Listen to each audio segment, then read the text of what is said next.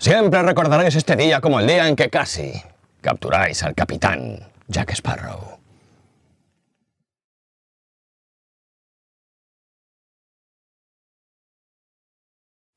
¿Qué es el doblaje? Buena pregunta. El doblaje es un milagrito. Un engaño. Lo primero. Es un engaño necesario. ¿Qué es la necesidad de que el público entienda otro idioma que no es el suyo? ¿Es un arte? Es una faceta artística de la interpretación en la que lo que hacemos es trasladar al castellano de la forma más mimética posible, más sincrónica con la boca o con la intención del actor, un texto que está en otro idioma y lo trasladamos al castellano. El doblaje en castellano, claro, en otros idiomas pues lo mismo.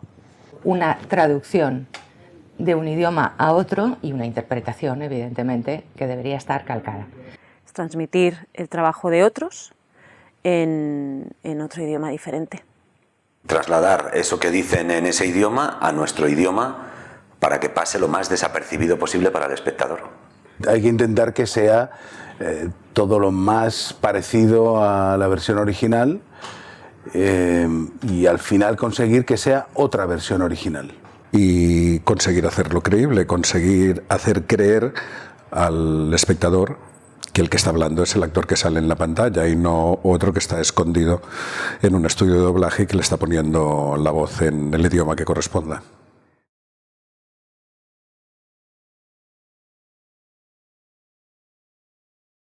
Yo creo que el doblaje es un servicio. Y ahí también tengo, pues supongo que a varios nos pasa esto, que como actor me encanta la versión original, me encanta disfrutar de la versión original, pero también me encanta disfrutar de muchos doblajes. Y ahí también hablamos bueno, todos hemos crecido escuchando películas dobladas y hay doblajes míticos y que forman parte de mi persona, ¿no? No sé, y ahora pienso, por ejemplo, en Aterriza como puedas. O sea, no puedo disociar esa película del doblaje que la acompaña. O un doblaje que me parece extraordinario, que es el del jovencito Frankenstein, que me parece casi mejor que la versión original. El doblaje lo que hace es que un producto audiovisual llegue al mayor número de personas posibles. Ya está. Todo se puede doblar. Yo lo que soy más partidario es de que se educara lo suficiente a la gente como para que entendiera la versión original. Pero ya que la educación está bastante cortita en estos momentos sobre todo, y bueno, desde hace muchísimos años, para que la gente pueda entender lo que son todos los idiomas en los que se hace cine, pues creo que es un servicio público, entre comillas, que se hace para que la gente pueda entender pues todo el cine que se está haciendo. Tanto series como películas de animación, absolutamente todo.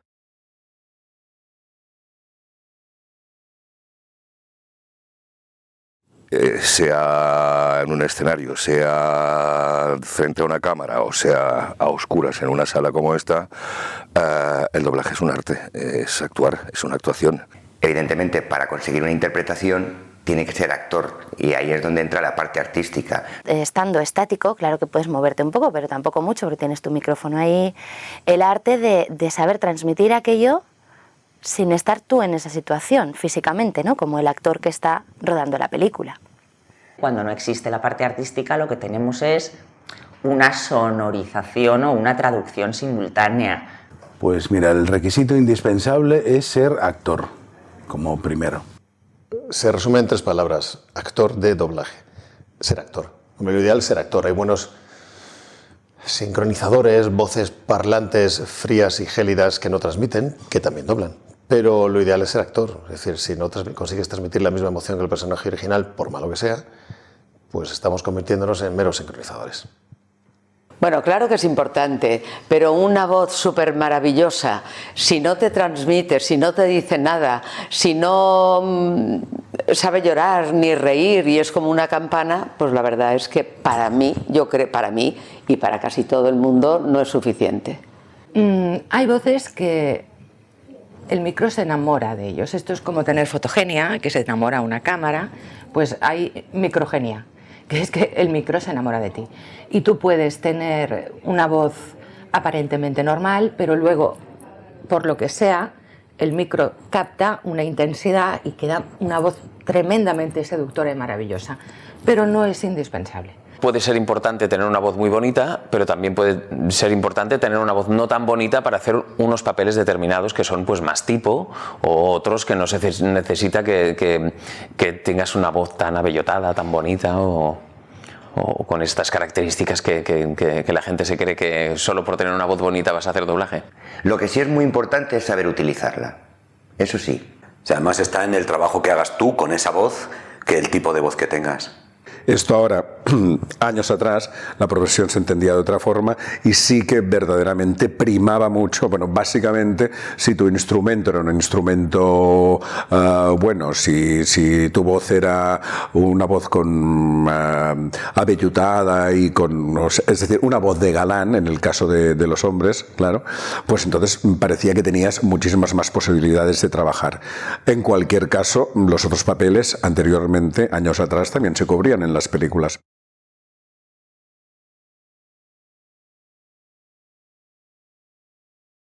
Pues el ideal, porque luego hay veces que se lo saltan y entonces pagamos el pato todos los profesionales porque andamos siempre con la soga al cuello, de que no llegamos y esas cosas. Lo ideal es que la película llega a la distribuidora, tiene su material, su película y la lleva a un estudio. O bien la propia distribuidora elige al traductor porque quiere que sea este traductor en concreto, cosa que a los traductores que llevamos ya muchos años y que tenemos fama, digamos, nos pasa más a menudo, o bien se lo dan al estudio y que el estudio elija el traductor que ellos quieran. Cuando está traducida se lo encargas a un ajustador de diálogos que puede ser el mismo director que dirigirá la película o no, y un director. Y se confecciona el reparto, se propone, este reparto ya normalmente se propone directamente al cliente, y dice, mira, estas son las voces que nosotros consideramos, el cliente lo aprueba o lo desaprueba o da las opiniones que considere o las directrices en cuanto a cosas concretas de la película que le interesan. Se mete en producción, se divide en takes, se pauta, aunque pautarlo es hacer los takes, se hacen los gráficos, se hacen los trípticos, los gráficos para ver cómo puedes organizar el trabajo para que te salga lo más económica posible y se mete en sala.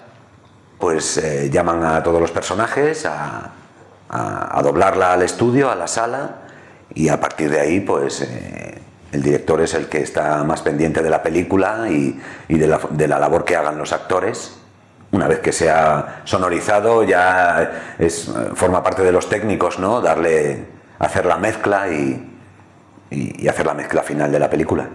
Todo acaba en manos del ingeniero de sonido y técnico mezclador, que es el que da el acabado final a la película, mezcla todo, se hace un pase normalmente con el cliente para que éste lo vea y dé el visto bueno y todo esté ok, y entrega la película, se cobra cuando se puede y a por la siguiente.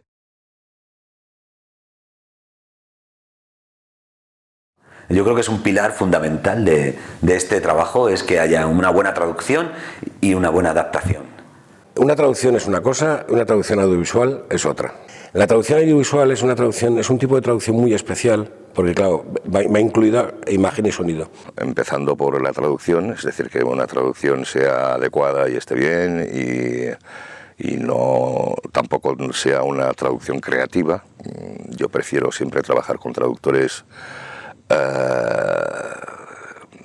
que se manejan con el mismo leitmotiv que nosotros, es decir, fidelidad al original. Estás muy limitado porque claro, tú no puedes poner cosas que se te ocurran porque la imagen es la que está mandando. Hay expresiones en un idioma que nosotros no tenemos, pero seguro que hay una correspondencia, es decir, lo que un inglés expresaría de una manera, nosotros solemos decirlo con otra frase hecha, pero es la equivalencia exacta. Cuando yo empecé, trabajábamos sin imagen, porque la imagen solo estaba en 35 y no podía salir del estudio, entonces te ibas al estudio, te veías toda la película seguida, que no te daba tiempo a tomar notas, y te ibas para casa y a traducir. Y luego cuando volvías, cuando habías traducido, volvías, te la volvías a mirar y corregías las cosas, te lo volvías a llevar a casa y volvías a entregar. Pero tenías mucho más tiempo entonces. En España las fechas de estreno no tenían nada que ver con la fecha de estreno de la película original. Pues a lo mejor eran incluso un año más tarde o 2 años más tarde, o sea, no importaba. A ti cuando te daban la película no había ninguna prisa. O sea, había la prisa de que tenían previsto dentro de 3 meses estrenarla, o dentro de 4 meses, o dentro de medio año. Con lo cual tú te daban, pues a lo mejor tenías 15 días, un mes para hacer la película. Si era complicada, pues estabas más, 20 días a lo mejor. Tal. El problema es que cuando se cogió, claro, cuando llegó Internet, sobre todo la llegada de Internet provocó la llegada de la piratería. La llegada de la piratería hizo que se tendiera cada vez más, y hoy en día ya es prácticamente así, a lo que se llama estrenos mundiales, que es que el día que se estrena la película en Estados Unidos se estrena en todo el mundo, porque así no hay posibilidad, o hay menos posibilidades de que llegue antes a un país pirateada que estrenada en las salas, ¿no? Esto a nosotros nos ha perjudicado sobremanera, porque primero, las fechas de traducción, o sea, el tiempo de traducción se ha reducido a una semana, ¿no? Pero es que además ahora trabajamos con lo que se llaman guiones preliminares, que son guiones que, como saben que vas a tener muy poco tiempo para traducir, ellos te dan el guión cuando todavía están rodando la película. Entonces es un guión que se llama Preliminar 1, por ejemplo, ¿no? Que cuando luego siguen rodando escenas y borran y quitan y ponen, hay cosas que tú has traducido que desaparecen, y luego en cambio otras que tienes que añadir. Entonces tienes Preliminar 1, Preliminar 2, Preliminar 3, los que haga falta hasta que llegue el guión final.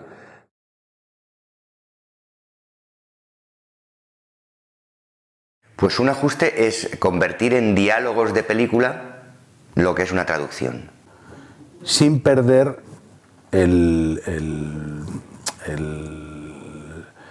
la intención de lo que está diciendo la traducción, ¿no? O sea que es adaptar a las bocas la traducción literal. Claro, respetando el lenguaje y la intención de los autores, hay que adaptar el texto a la medida de las bocas para conseguir esto que nosotros, claro, llamamos sincronía, ¿no? Que es como una especie de sudoku a lo bestia. Pero a mí es un trabajo que me apasiona, es un trabajo muy lento, muy farragoso, muy laborioso, pero muy reconfortante, porque también te obliga mucho a aguzar el ingenio, ¿no?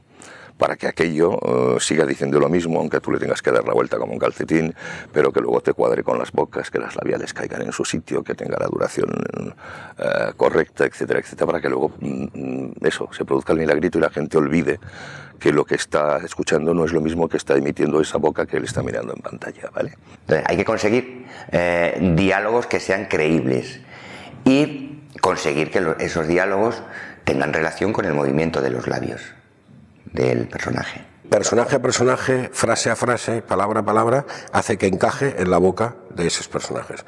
Tirando para adelante y para atrás, buscando sinónimos y sobre todo buscando las labiales, que es lo que te marca el ajuste son las labiales. O sea, las tres, el M, P y B, que son los tres momentos en que se cierra la boca, has de intentar encontrar M's, P's y B's en castellano, aunque no sea la misma letra, ¿eh? O sea, a lo mejor él dice una P, pero a ti te va una M. No importa, porque el cierre de boca es idéntico.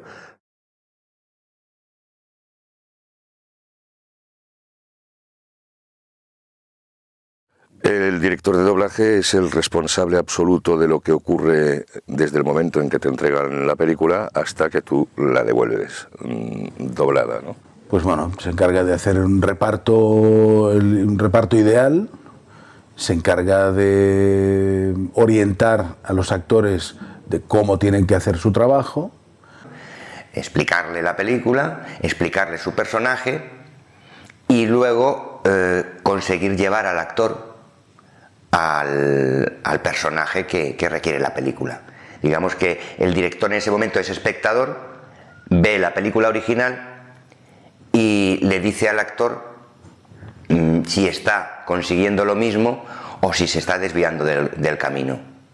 Y es el controlar la sala de doblaje, tener una buena relación con el técnico para que haga y te ayude en todo lo que necesites, tener una buena relación con el supervisor, que normalmente está en la sala, para, pues si hay algún cambio de texto, pues si hay algún matiz que por idioma no lo puedes percibir, pues que te ayude a solucionarlo y tú comunicárselo al actor. Hay muchas veces que se piensa que el director es el que más sabe.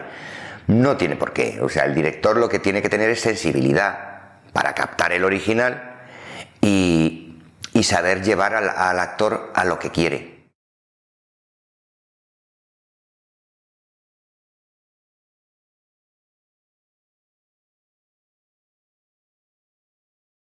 Se hacen castings, no siempre. Si lo pide la productora, se hace el casting. Bueno, con alguna que haya doblado no me ha pasado, pero sí a compañeras mías que sí que se las han pedido. Yo he hecho castings de actrices a las que normalmente doblo. Según le dé al cliente. O sea, yo he hecho pruebas para doblar un tío el que ya había doblado varias veces, hasta para ese cliente. Y hay veces que no. Hay veces que te lo asignan directamente y ya está. Es que depende de cada cliente. No hay una forma de trabajar fija.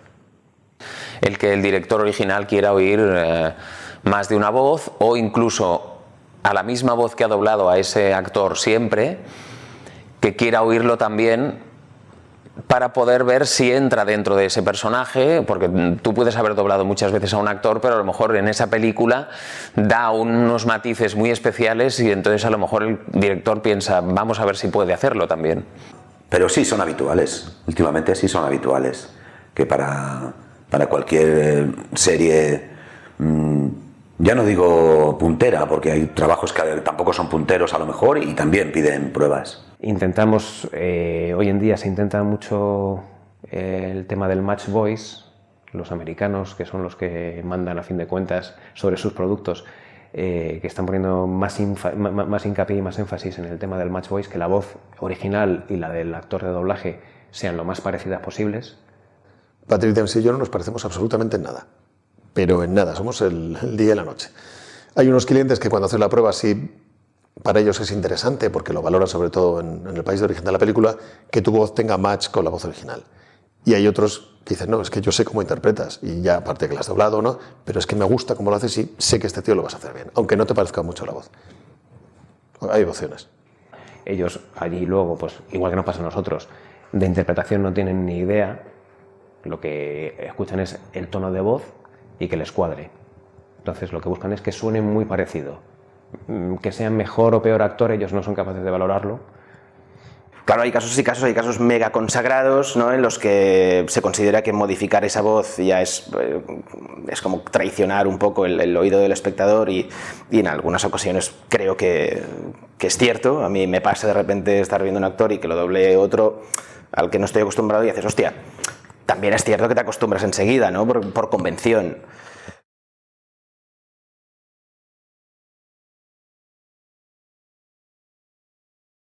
El actor llega a sala, saluda a sus compañeros, saluda al técnico de sonido, que es un compañero más dentro del proceso. El director suele explicarte el personaje. Te cuenta la película, te cuenta tu personaje, un poco cómo es tu personaje y el papel que tiene en la peli. Y luego, una vez hecho esto y con todos los datos en la mano, cuando tú te incorporas al atril y coges el guión, te lo pones y dices, take número 1, ¿vale?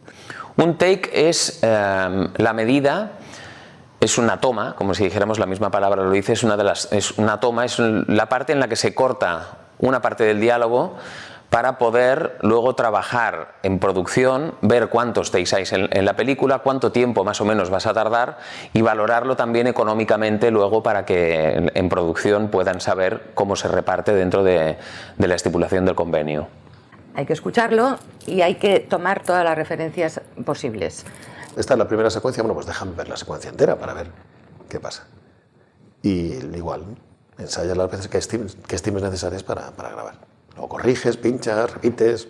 Y cuando tú sientes que estás preparado o el director considera que lo estás, pues empiezas a intentar grabar. Quitas el sonido, porque claro, cuando grabas desaparece todo y solo está la luz roja y no oyes nada más que tú grabando. Y quitas el sonido para ver si lo llevas bien y luego ya grabas. Si no está bien, se repite las veces que haga falta. Eso es el proceso normal. Luego el proceso lógico debería ser que todo actor viera la película en versión original para poder también tener idea de qué matices tiene que dar luego en la película, pero no siempre se puede. Cuando te toca un prota, si puedo verla antes, mejor. Lo que sí, alguna vez se hace un visionado en el estudio, antes de grabar la película se hace un visionado de la versión original. Supongo que depende de la dificultad que tengas, si lo elige pues la productora lo permite, se hace. Normalmente no es así. Muy pocas veces, por no decirte que casi ninguna.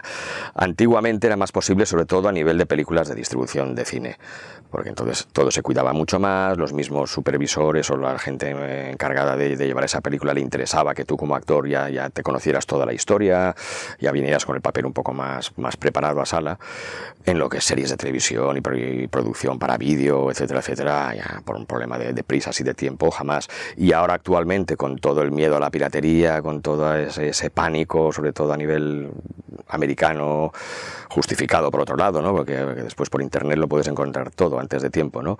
Pues es muy difícil acceder a ese material. Vienen unas copias muy restringidas, blanco y negro, con marcas de agua por encima, con nombres tachando para que nadie pueda utilizar esas imágenes. Bueno, eso también depende de muchas cosas, de la distribuidora, del estudio, hay muchos factores. O sea, sí, ahí te encuentras de todo. También a mí me pasó una etapa quizás en las que había cosas con la piratería y tal, que te llegaban cosas con 80.000 marcas de agua, todo tapado, solo veías un circulito, cosas que doblas a ciegas porque ya directamente no dejan ver nada. Eso me ha pasado. Y decías, joder, esto no puede ser, hombre, ¿no? Porque realmente, como te decía antes, es casi más importante verle los ojos, verle la expresión que tiene, que verle la boca. Curiosamente o anecdóticamente, cuanto más alto es el nivel de la película o más expectativas tiene de su estreno, de su recaudación, y es más peliculón, blockbuster o llámale como quieras, peor es la copia de trabajo que utilizamos. Cuanto menos importante es el material, pues hay menos miedo al pirateo, y entonces trabajamos con unas copias en color, en formato cinematográfico excelentes. Es así un poco penoso, pero es así. Yo últimamente parece que me encuentro con menos malos materiales. Debe ser que las quejas ya de todos los compañeros van surtiendo efecto. Pero yo llego a trabajar con películas en las que no he visto la cara del actor hasta 20 minutos después.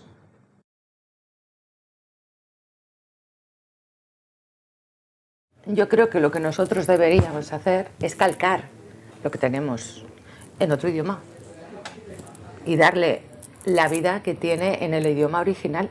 El cine ya es mentira. El actor los actores que hacen el cine no son de mentira, pero hacen una mentira. Y en doblaje encima tenemos que hacer otra mentira más. Es decir, mentir sobre una mentira y encima conseguir que la gente se lo crea, ¿no? Es una copia, no, es otra versión. Es una versión original, y de esa manera podemos acabar con toda la gente que dice que el doblaje es una porquería, que no tiene nada que ver con el original. Pues seguramente no tiene nada que ver con el original, o no es exactamente igual que el original, pero intenta ser otra versión original parecida a la primera. Yo creo que debería ser una imitación lo más fiable posible al original. Lo que pasa es que hay momentos en los que los idiomas son diferentes, y entonces, pues claro, los tonos también son diferentes. Hay momentos en los que en inglés se pregunta de una manera y tú no puedes hacer ese tono porque no es un tono normal en castellano o en catalán o en otro idioma. Entonces, pues sí que tienes que readaptar un poquito ese tono, pero básicamente yo creo que debe ser una imitación lo más perfecta posible y más fiel al original. La música de un idioma no es la misma que en el castellano. Afortunadamente el inglés sí es muy parecido, pero si no, todas las películas italianas tendríamos que estar cantando, porque claro, su idioma es muy cantarín. Entonces tenemos que no solo copiar, sino trasladar esa interpretación. Tú lo tienes que trasladar a tu propio idioma, de la misma manera que una frase en inglés o que un verso de Shakespeare, tú lo tienes que trasladar en el momento en que, traductore, traditore, ¿no? En el momento en que estás traduciendo, ya estás traicionando al original, pero a la vez buscas la aproximación más verídica o más auténtica, la que respete más esa esencia, que comunique, sobre todo. Yo creo que eso es básico, la palabra comunicar. Saber qué está intentando comunicar el cineasta con esa película y el papel del personaje que tú estás doblando concretamente, que intenta comunicar en cada fase, en cada secuencia, en cada plano, e intentar comunicar lo mismo en otro idioma. pero no deja de ser una extrapolación, una traducción sonora de unos diálogos que vienen en un idioma y que nosotros reproducimos a otro, ¿vale?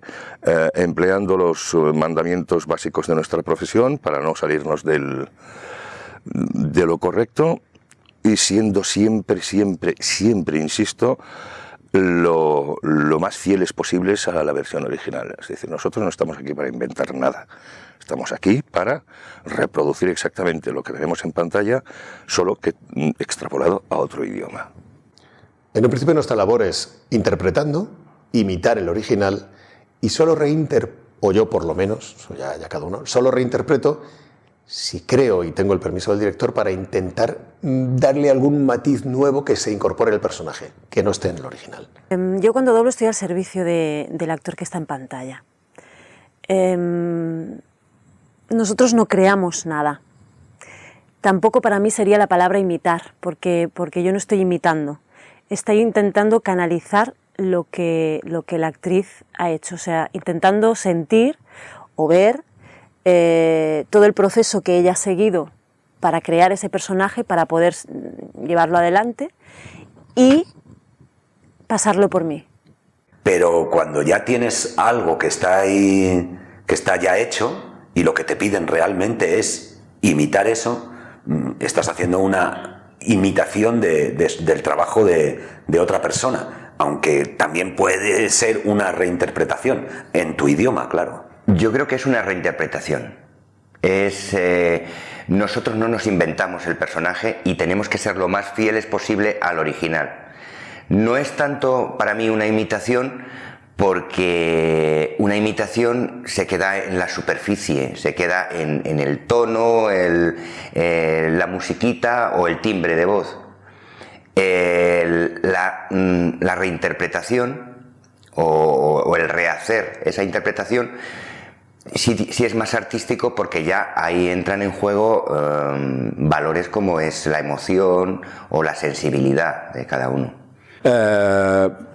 Sí, es una reinterpretación, puede que sea una reinterpretación de alguna forma.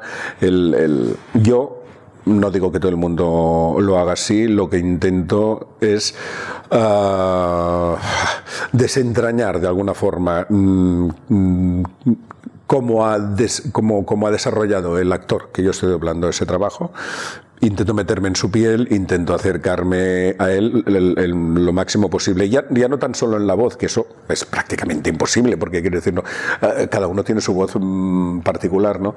Pero sí al menos en la esencia de lo que él ha estado trabajando, lo que a mí me transmite. Entonces, esas emociones y esos sentimientos intento ponerlos en la medida de lo posible y según mis capacidades, en esa tercera mentira que te digo, que es el atril, que es un guión traducido y que encima tienes que encajar sincrónicamente en la boca de ese hombre.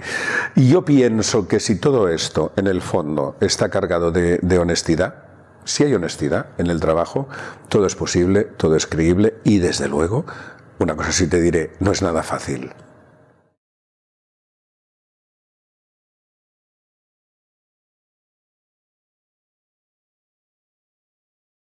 Suele ser más difícil cuando es mal actor, porque claro, no tienes una cara que a lo mejor no expresa lo que tú estás leyendo, lo que tú harías, o la situación que ves.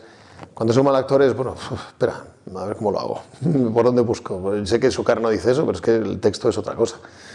Y luego cuando el actor o la película en sí requiere cierto tipo de tensión o sobreactuación, pero una vez que te metes en el proceso, es un camino por el que vas, entonces ya te quedas ahí, bueno, depende, es que hay películas muy malas que son muy difíciles, pero películas muy buenas que son muy fáciles. A ver, el doblaje es complicado, es un ejercicio bastante complicado porque todo va muy deprisa, muy rápido y pasan muchas cosas a la vez. Exacto, lo más difícil en un doblaje, me parece a mí, es conseguir la respiración como el original. Hay veces que parece, joder, este tío no respira, ¿o qué pasa? O sea, empezó a hablar, lleva 40 segundos hablando, no ha respirado. Y buscarte la vida para ver dónde le respiras sin que se note que has parado para coger aire y seguir, porque si no, no te mueres. A mí al principio, cuando empecé, todo lo que eran gestos y risas me costaba muchísimo. También, como todo, te vas acostumbrando y lo vas cogiendo. A veces sí que te encuentras con personajes, actrices que se ríen de una manera que dices, madre mía, ¿cómo hago esto yo para que me quede a mí natural?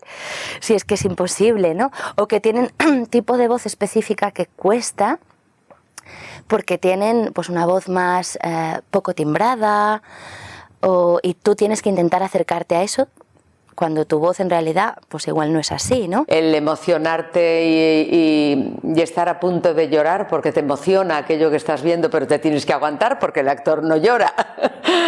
Y reír, llorar, sí, es difícil, pero creo que lo difícil es hacer que parezca que es real. Pegarme al personaje. Fue lo que más me costó cuando estaba aprendiendo, pegarme al personaje. Creo que una de las cosas más difíciles es darle la cantidad de movimiento que necesita esa voz para que realmente se parezca al original. O sea, muchas veces el actor está corriendo y tú no estás corriendo, tú estás allí quieto y tienes que simular que estás haciendo ese esfuerzo. O levantarte de una silla, o todo lo que sea la presión de la voz sobre el personaje, eso creo que es lo más difícil, lo que cuesta más darlo. Darle vida. A ver, no deja de ser una cosa plana. Tú tienes que darle a esos ojos vida, a ese cuerpo plano vida, tienes que darle movimiento con las palabras.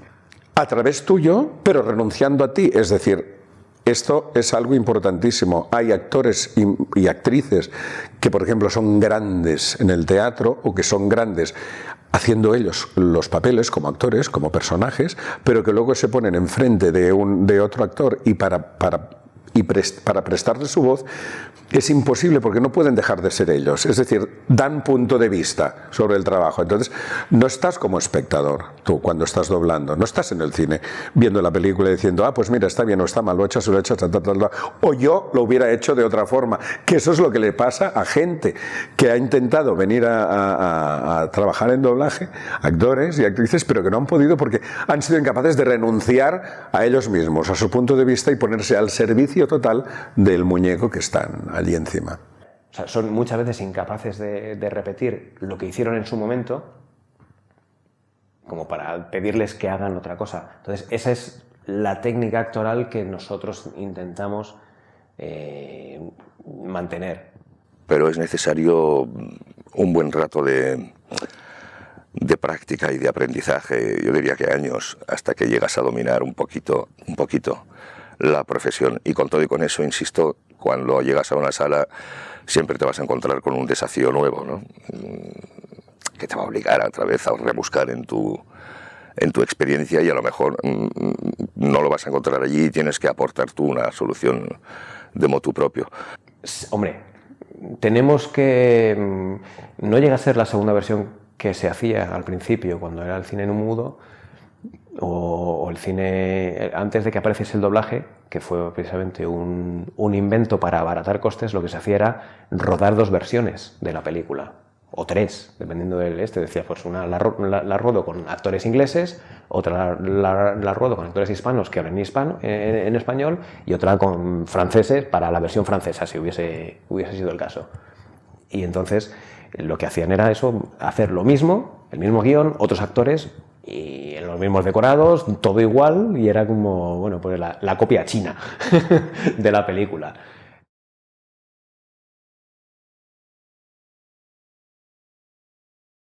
El doblaje, en principio, primero no llega a España. No llega a España porque lo inventan los americanos y deciden hacerlo en un sitio donde les venga bien a todos, que es París, ¿no? El doblaje nace en los estudios de Joinville, que creo que siguen existiendo, en París, Francia, Europa. El doblaje aparece cuando aparece el cine sonoro. Para los americanos era un chollo el cine mudo porque podían exportarlo a todas partes, ¿no? Bueno, en Europa también se hacía cine y evidentemente el cine mudo europeo también se podía exportar. En cuanto el cine se convierte en sonoro, surge un problema. Y bueno, mucha gente sabe y otra no, que al principio las producciones, bueno, La niña de tus ojos, ¿no?, de Fernando Trueba, se ve muy bien cómo hacían en Europa, en Alemania, versiones en varios idiomas, con los mismos decorados, los mismos extras y los mismos vestuarios, la misma ambientación, sustituían un actor por otro y uno hacía la versión en alemán, otro hacía la versión en español. Pues en América hacían igual, El gordo y el flaco pues empezaron haciéndolo porque hablaban muchos idiomas y entonces hacían sus películas en todos los idiomas que ellos sabían. Yo recuerdo haberlos oído en español, ¿no? Pero eso era muy caro. Era muy caro y cuando el galán de la película había que sustituirlo por la versión española, pues no molaba porque el galán era la estrella era la que daba dinero y la que movía, ¿no?, a la gente a los cines, como hacen ahora.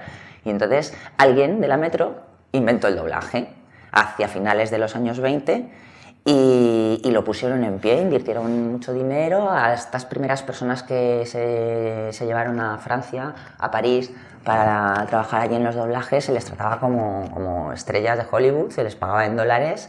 Y yo tuve el gusto y el placer enorme de conocer a doña Irene Guerrero de Luna, que fue una de las primeras, de las pioneras que salieron de Madrid para poner las primeras voces a las películas en Joinville, a las películas americanas. Y eran personas que trabajaban en el teatro o en la radio y les hicieron unos castings, unas pruebas y les contrataron y vivían en París. Los primeros actores de doblaje vivían de una forma muy diferente a como vivimos nosotros y la técnica era algo completamente distinto. Las orquestas, las canciones se rehacían enteras. Se contrataba una orquesta nueva, cantante y se volvía a hacer todo.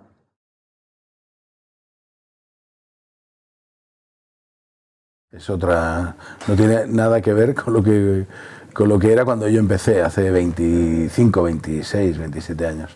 No tiene absolutamente nada que ver. Pero bueno, ya mi padre, cuando yo empecé, me dijo, ahora esto ya no tiene nada que ver con lo que nosotros hacíamos. Ahora es otro mundo. Bueno, sí, ha habido muchos cambios. La técnica ha llevado más ha primado casi, a veces más que la calidad, ¿no?, para nuestro trabajo. Ahora últimamente se ha acelerado un poco la forma de trabajo, la técnica también ha mejorado. Antes no se trabajaba con digital, se trabajaba con analógico y todo iba un poquito más despacio. No, realmente esa forma de trabajar es tan antigua que incluso yo, con los años que tengo, no llegué a conocerla nunca. He oído hablar mucho de ella, sobre todo en la época de la posguerra. Por ejemplo, recuerdo en los estudios Voz de España de Barcelona que el material para grabar, que entonces era magnético, se grababa sobre soporte magnético, venía de extraperlo por la frontera y iba llegando pues a metros en momentos determinados, con lo cual tenías una película pero no tenías material para grabar en ella y a medida que iba llegando se iba grabando. Mientras tanto no tenía ese material, se aprovechaba para hacer sesiones de ensayo, con el fin de que cuando tuvieras esos metros de cinta magnética, aprovecharlos al máximo, hubiera los mínimos errores posibles y cundieran a tope. Pero yo lo que tengo entendido es que sí, que la gente los convocaban antes, ensayaban lo que tenían que hacer, con lo cual, pues bueno, ya tenían el papel, ya lo podían corregir un poquito, lo leían y podían llevarlo a su ritmo. Ahora, la verdad, bueno, cuando yo empecé, pues no, la verdad, llegábamos allí. Lo que sí es que se tenía más tiempo. Se ensayaba más, digamos, en el momento de ir a grabar el take.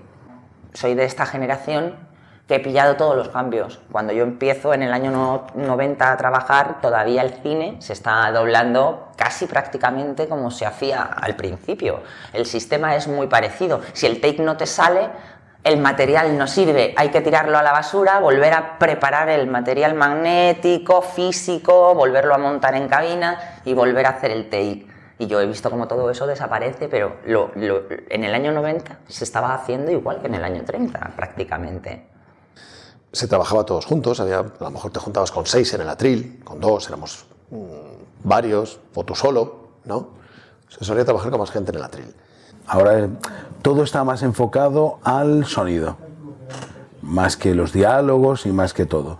Y entonces obliga a que la gente trabaje en banda aparte para tener un sonido perfecto, obliga a todo esto, a todo el avance tecnológico, pues sí, lo ha hecho mucho más cómodo, mucho más rápido, pero ha perdido un poco esa artesanía.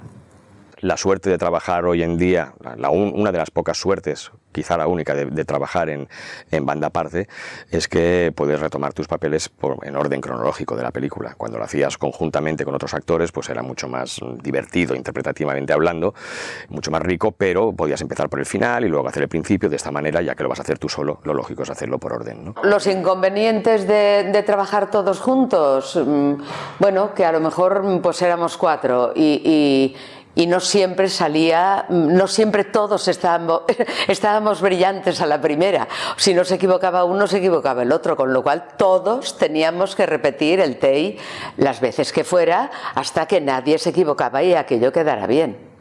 A mí me parece que eso es enriquecedor, ¿sabes? Porque estar oyendo a la persona que tienes al lado dándote la réplica o contestándote, pues me parece más enriquecedor. Pero realmente hacerlo en banda ganas en tiempo para ti mismo. Pero yo creo que en la calidad del producto tampoco se resiente, ¿sabes? Porque puedes oír lo que está grabado o lo que no está grabado y luego realmente no te das cuenta. Cuando ves el producto final no sabes si está grabado en banda o está hecho todo con todo el mundo ahí grabando. Yo también, es lo que te decía, o sea, he empezado en un momento que por generación me ha tocado doblar sobre todo en banda aparte.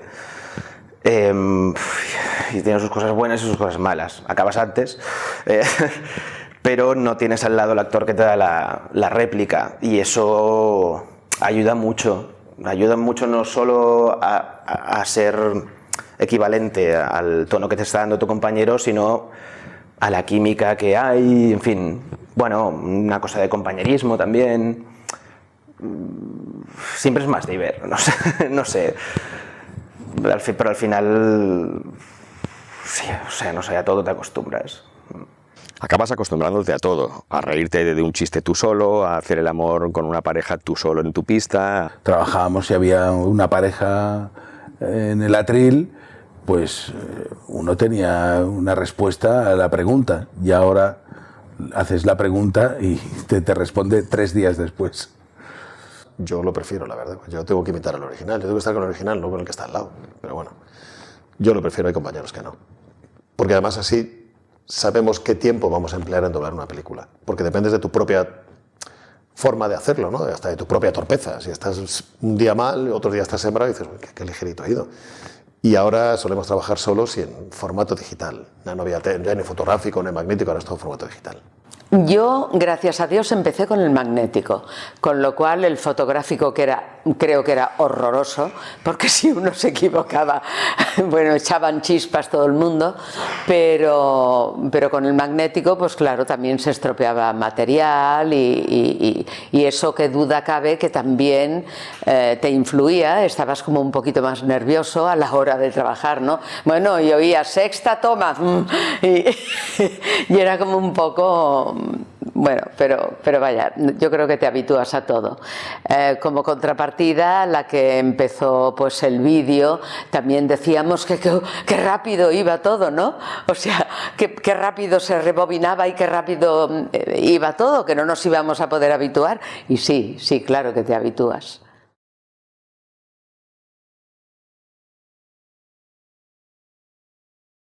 Sí, quizás sí. También es más o menos lo mismo. Lo que pasa es que, bueno, los dibujos animados y la animación o los dibujos animados te dan un poco más de eso, de libertad para poder hacer un personaje un poco más histriónico o poder hacer alguna cosa más divertida. Pero bueno, deberíamos ceñirnos al original, ¿eh? Depende. Yo en Los Simpson con Carlos Revilla aportaba y me lo pasaba como un niño chico, luego desaparecía, ahora he vuelto, por fin. Y ahí sí tenemos cierta libertad porque el personaje es parte de ti, ya sabes cómo habla, sabes qué es lo que va a decir. Siempre que luego el cliente no te tire el guión atrás, claro. Luego, oiga, ¿qué ha dicho? Bueno, se suele tener más facilidad o más permisividad para interpretar o para reinventar algo. No tiene por qué, yo me las planteo totalmente igual. O sea, una película de animación puede ser tan seria como una de acción real. Gritan más, seguramente, pero y hacen, no sé, los tonos quizás son como mucho más extremos o más en un registro más cómico, no sé, por decir algo, pero no tiene por qué. La idea es la misma, ser lo más fiel y leal al original posible. Es cierto que el mundo de la animación en general ha sido bastante maltratado por parte del doblaje. Yo creo que hemos caído muchas veces en los tópicos típicos de hacer vocecita de dibujos y entonces la gente ya ni escucha lo que está haciendo la voz original, que cada vez más son interpretaciones de actores americanos consolidados o sino de gente que ha cambiado, igual que ha cambiado la forma de declamar, de hablar de los doblajes de los años 50, 60 o 70 al doblaje actual, porque ha cambiado la forma de hablar de los actores de los 60 a los actores de los 2000 en adelante, los dibujos también, y hay una tendencia a llevártelo a tu terreno, a poner tu vocecita, a que la voz que haga en la voz original, y es una lástima, porque muchas veces es mucho más rico y mucho más potente de lo que luego aquí no le sacamos ese jugo, ¿no? Porque muchas veces en Estados Unidos se llama a, yo qué sé, Tom Hanks para hacerle y hombre, si está Brau disponible, pues lo hace él. Pero hay veces que son otra serie de actores que los ha doblado no sé quién y importa un poco menos porque ves el dibujito y dices, ya, sí, es este, pero es que claro, este suele hacer, yo qué sé, estamos acostumbrados a negro grande, voz grave. Negro tal, oye tío, voz aguda y tal, el típico cómico americano y tal, pero a lo mejor resulta que el negro grande no tiene una voz tan grave, que a veces nos pasa. No tiene por qué el actor que le pone la voz normalmente o lo dobla normalmente en esa película de animación que ya es la triple mentira, o sea, es decir, sobre el dibujo, una voz de un actor y luego la voz de un segundo que le pone la voz al actor que le pone la voz al dibujo, entonces se complica. Habitualmente no se respeta en este sentido, sí que te llaman, formas parte de esas tres voces que presentan y el cliente elige, a veces te escogen a ti, a veces no. Pero te deja un poquito más de soltura, ¿no? Para aportar algo más tuyo, algo no mucho tampoco, no te creas, porque normalmente también suelen venir ya con una banda sonora original y se cuidan muchísimo, se cuidan hasta lo indecible, es decir, los doblajes de las grandes películas de animación llevan un proceso previo y un trabajo minucioso, ¿vale? Para que todo quede como debe estar y están, si caben, más supervisados todavía que otros doblajes normales.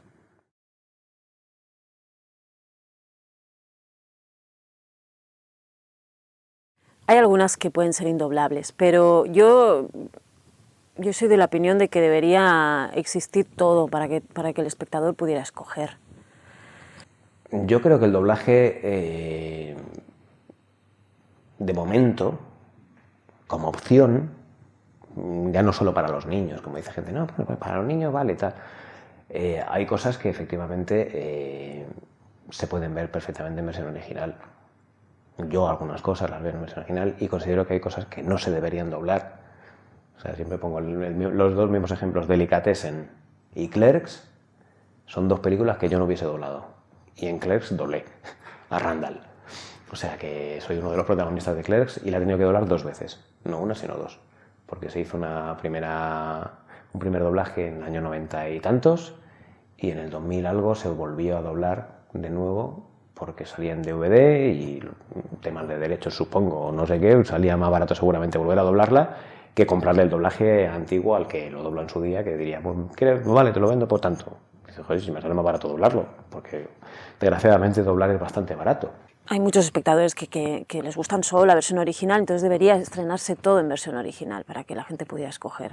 Pero si hay alguien que le apetece sentarse, escuchar y no leer y tal, pues sí, pues doblarlo. Aunque hay unas películas que son difíciles de doblar. Hay cosas que no se puede, yo qué sé, doblar a Almodóvar, a mí si fuera inglés me resultaría muy complicado. ¿Cómo doblas a Churlan Preave?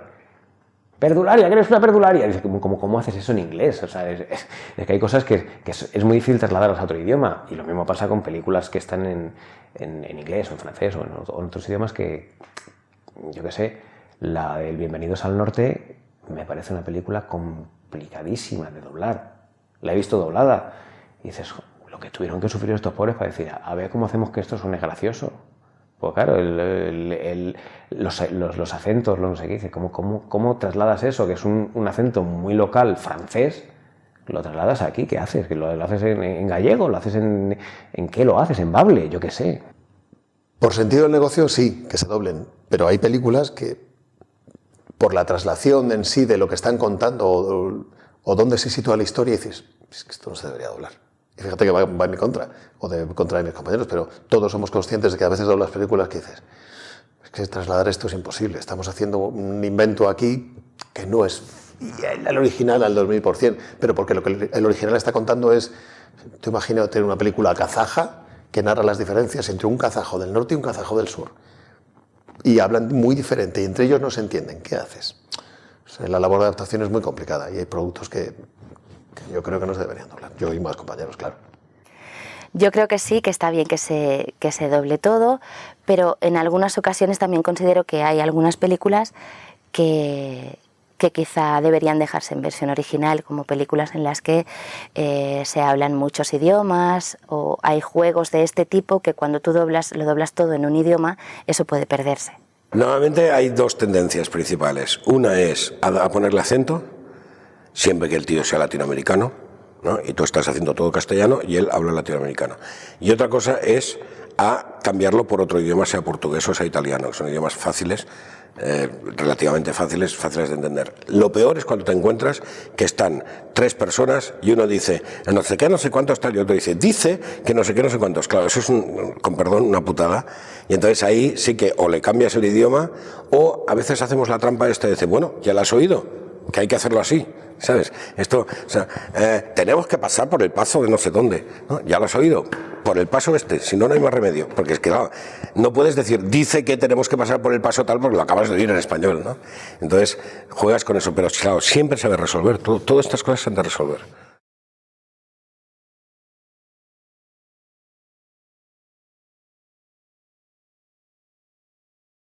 Cuando yo era más joven, el doblaje era una cosa mucho más anónima y desconocida. Realmente mucha gente ni se planteaba que eso estaba hecho por actores que prestaban su voz y cambiaban el idioma. Supongo que habrá de todo, ¿no? A ver, estamos tan acostumbrados a ver películas dobladas que muchas veces ni lo piensas en el trabajo que hay detrás, ¿no? Te lo comes y ya está, ¿no? Y lo oyes en tu idioma y está tan aceptado y es tan natural que no piensas en el trabajo que hay detrás. Hombre, quien se interese mínimamente por nuestro trabajo, inmediatamente se hace consciente de la dificultad que entraña. O sea, del proceso inherente al doblaje en sí no lo saben todos, la gente no se entera. No demasiado, y creo que es la parte buena. O sea, un doblaje es bueno cuando no sabes que está doblado. Cuando te das cuenta del doblaje es que está mal hecho. Y de hecho es como los efectos especiales. Cuanto menos se note, quiere decir que mejor está hecho, ¿no? En el momento en que tú ves una película y notas y te fijas en el doblaje, quizá es que hay algo ahí que chirrea un poco, hay algo que no acaba de estar. No se valora lo que no se conoce. Si el doblaje es bueno, si no molesta, no se habla de él. No, yo creo que no tiene ningún reconocimiento. Pero yo creo que se pueden hacer dos lecturas de eso, ¿eh? Se puede, una que dices, no merece, o sea, no es que no merezca reconocimiento, sino que este trabajo, mientras más desapercibido pase, cumple mejor su función. No, la gente no sabe lo que hay detrás. Yo creo que mucha gente tampoco sabe en qué consiste. Claro, al permanecer en la sombra y todo lo que hemos hablado antes, pues la gente no sabe cuál es, qué canal o qué es lo que mueve el doblaje, ¿no? Simplemente muchos igual tampoco piensan que hay un doblaje detrás o simplemente piensan que hay una boca, tú abres la boca y cuando empiezan a hablar, hablas y cuando acaban, acabas, ¿no? Y hay todo un proceso complicado detrás, muy complicado.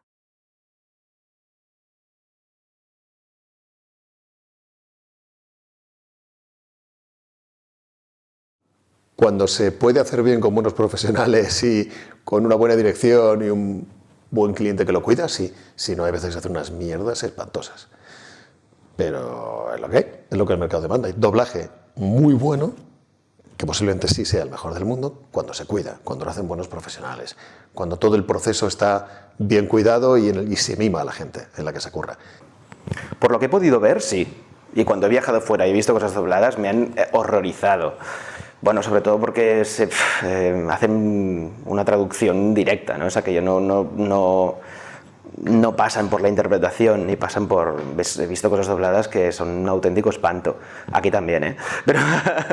Pero en general sí que creo, y creo que es Vox Populi, que en España es uno de los países, sino que más en los que mejor se dobla. Sí, yo creo que España tiene uno de los mejores doblajes que hay y pienso que se ha perdido mucho en estos últimos años. Yo creo que es por eso, ¿no? Porque, por lo que decía antes, que la técnica como que ha primado un poco, toda la industria también se ha reconvertido un poco y entonces se ha dejado de hacer, entre comillas, se hace menos artesanalmente, se hace más a piñón fijo y eso hace perder una serie de calidades. Bueno, se habla de pérdida de calidad desde el momento en que entraron todo el trabajo masivo que entró para televisión, para los vídeos, entonces no había nada y entonces hubo que hacerlo todo. Entonces la rapidez, pues bueno, siempre va un poquito en deterioro de que puedas verlo aquello mejor, de que te fijes más, de poder ensayar 2 veces en vez de una, bueno, no sé, de cumplir un trabajo en aquel momento que tienes que hacer X número de takes para cumplir aquella jornada de trabajo. Aquí la cosa se desmandó en cuando empezaron a llegar las privadas, entonces empezó a llegar mucho a televisión y mucho producto en el cual el cliente no exigía calidad.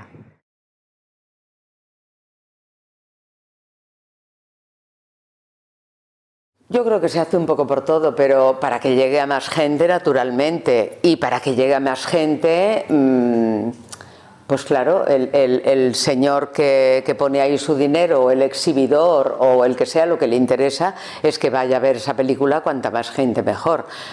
Digamos que son facilidades para darle a la gente que quiere ver una película. Por eso, porque hay público que la sigue viendo.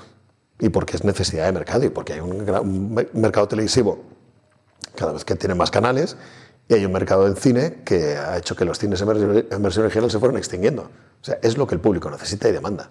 Es más audiencia.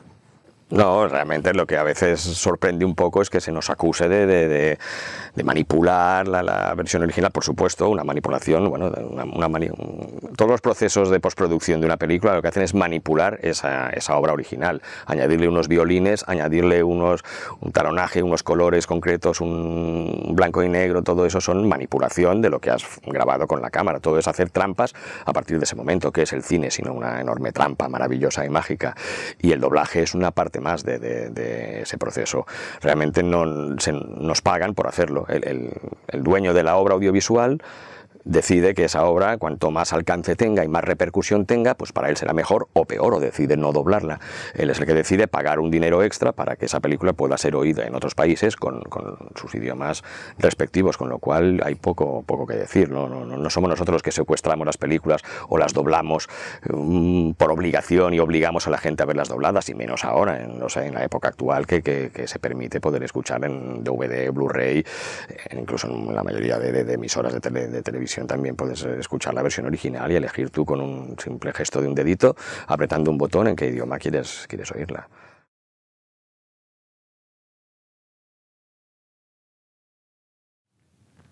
Y por si no volvemos a vernos, buenos días, buenas tardes y buenas noches.